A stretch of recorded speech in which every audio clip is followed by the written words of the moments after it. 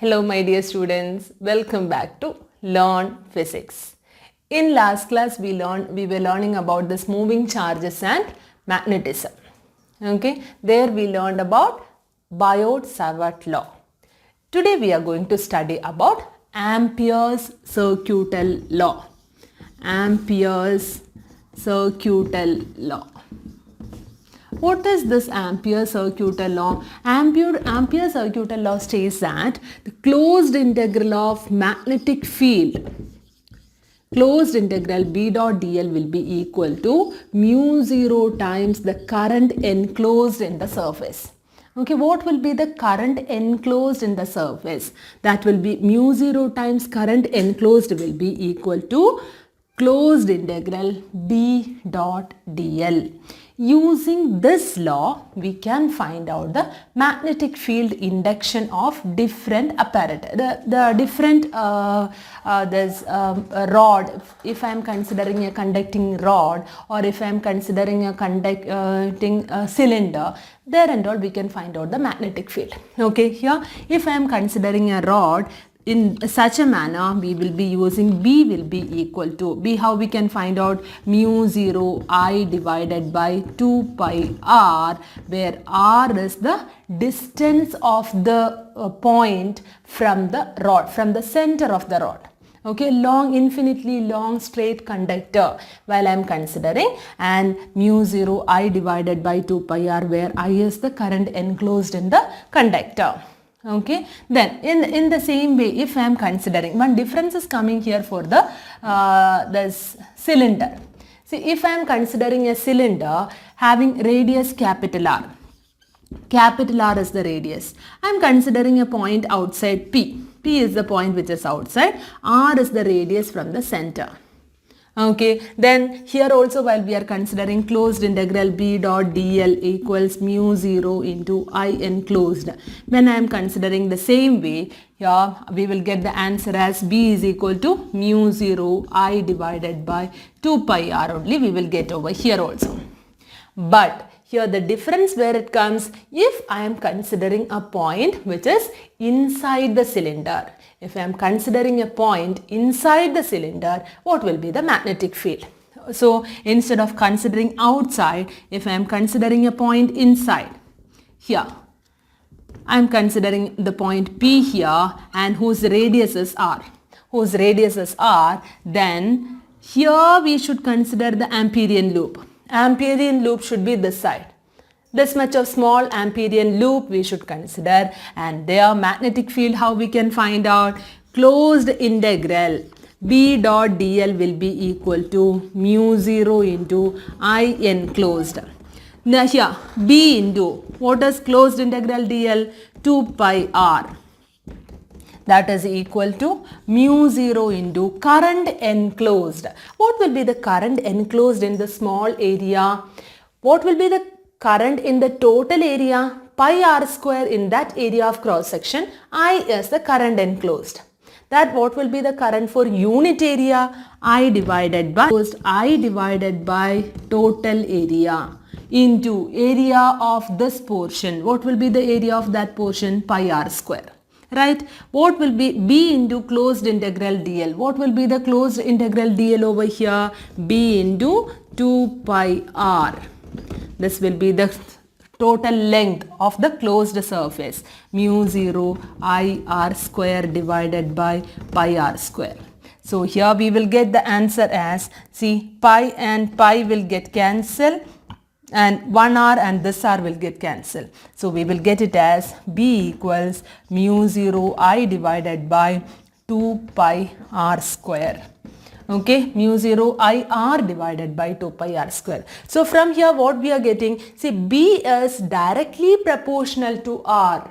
If we are considering a point inside the cylinder, B is directly proportional to R. But if we are considering a point outside the cylinder, B is inversely proportional to R. Okay, children, understood. So here in the case of a cylinder, so when we are considering a point outside the current distribution, then it will be directly proportional, inversely proportional to radius. That means as the distance increases, magnetic field will be decreasing. But inside, what will happen? It is inversely. As the distance increases, magnetic field is decreasing over there. Okay, so in the case of cylinder, if it is inside, if I am considering a point inside, B is inversely proportional to R, and outside means B is directly proportional to R.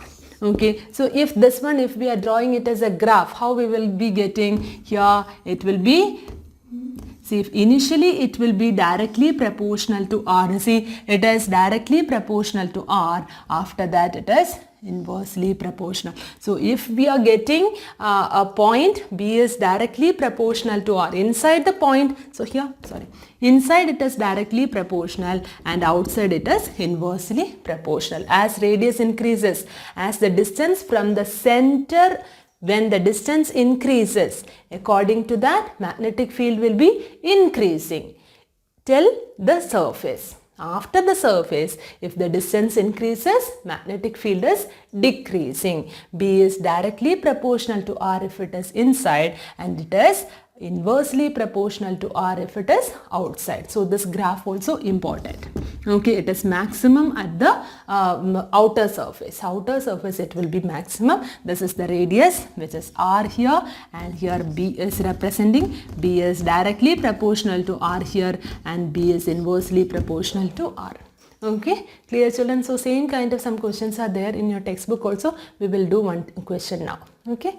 So this is NCERT example only. Figure shows a long straight wire of circular cross section, radius small a, carrying steady current I. The current I is uniformly distributed across this cross section. Calculate the magnetic field in the region R less than A and R greater than A. And here a rod is given like this. And here its area, its radius is given as A, and strong wire, long wire, and his current is I passing through it. And we should consider calculate the magnetic field in the region R less than A and R greater than A. In both the sides we should consider the magnetic field.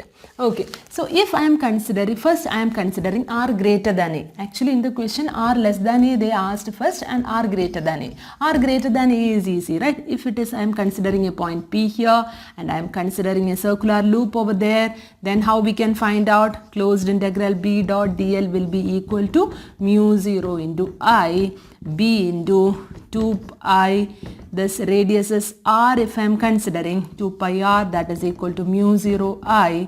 Therefore, B will be equal to mu 0 I divided by 2 pi R. Like that we will get. Now, you tell me how we can find out the radius, which is we are considering a point inside. Okay, so this one I am considering it as B. Okay, if B is that small radius, then what will be the current enclosed in that R less than A? In that case, what will be the current enclosed? Current enclosed will be equal to, total current is I divided by pi A square into pi B square. This will be the current enclosed. This is the difference which we are getting over here. Therefore, closed integral B dot dl will be equal to mu 0 into I B square divided by A square. What is here? B into 2 pi B, that is equal to mu 0 I B square divided by A square. So B and B will get cancelled. You will get it as B equals mu 0 I B square I B divided by 2 pi A. Okay, so this is what you will be 2 pi A square. This is what you will be getting over here. This A square won't be getting cancelled. B square 1 B square and 1 B will be getting cancelled. Okay, clear, children? So current enclosed in that portion alone we should consider. Okay, so the next question, one more question the same way I will give you. See, you just try to find out. a long straight metal rod of radius 4 centimeter carries a current 2 ampere uniformly distributed over its circular cross section. Find the magnetic field at a distance 3 centimeter from the axis of the wire. So that including that 3 centimeter, you should consider the current enclosed. Okay, how we will be finding out? I into pi into 3 centimeter, 3 into 10 to the power minus 2 the whole square divided by pi into, instead of a square, actually it is having radius 4 centimeter. 4 into 10 to the power minus 2 the whole square. That one you should substitute. Okay, try to solve it. You will be getting an answer as 7.5 into 10 to the power minus 6 Tesla. Okay, so you just try that, whether you are getting it or not, we will find out now. Okay, and in this Ampere's circuital law, so all of you understood, right, what is meant by Ampere's circuital law? Ampere's circuital law states that closed integral of magnetic field in the closed surface will be equal to mu 0 times the current enclosed in the surface. Okay, the line integral of magnetic field around any closed surface is equal to mu 0 times current enclosed in that. Okay, that is, using that only we will be finding out the magnetic field induction of a solenoid and toroid. So while we are finding out the magnetic field induction of a solenoid, what is a solenoid? Yes, a solenoid is a closely wound circular coils. Okay, circular coils will be closely wound to each other. That is a solenoid. When we are finding out the magnetic field for that one, we will be getting it as mu 0 Ni. Okay, B is equal to mu 0 Ni. What is small n there? N is the number of turns per unit length. Okay, when you are writing mu 0 Ni, you should remember total number of turns divided by length will give you magnetic field. B equals mu 0 Ni. Okay, and here at the center we will be getting mu 0 Ni, center of the solenoid. But when we are moving to the sides, ends of the solenoid, it will be mu 0 Ni by 2 we will be getting. Okay, so inside the solenoid it will be that's exactly at the center mu 0 Ni, and at the sides of the solenoid we will be getting it as mu 0 Ni by 2. Same way we found out next is toroid, magnetic field induction of a toroid. B is equal to the same formula mu 0 Ni only. Okay, B is equal to mu 0 Ni. There also we will be, N as the number of turns per unit length, and there what is the difference between a toroid and a solenoid? Solenoid means circular rings will be here. Okay, toroid means a circular disc will be there. In that circular disc it will be wounded, the circular wire will be wounded like this. Okay, this is how toroid will be, but the formula will remain the same. B is equal to mu 0 Ni. So all the detailed explanation already given. Okay, this here you should remember about this difference which is coming at the ends of the solenoid, mu 0 Ni by 2. Okay, detailed explanation I will be giving in the description box. That videos already I did. Okay, so this is some numericals we are discussing in this chapter.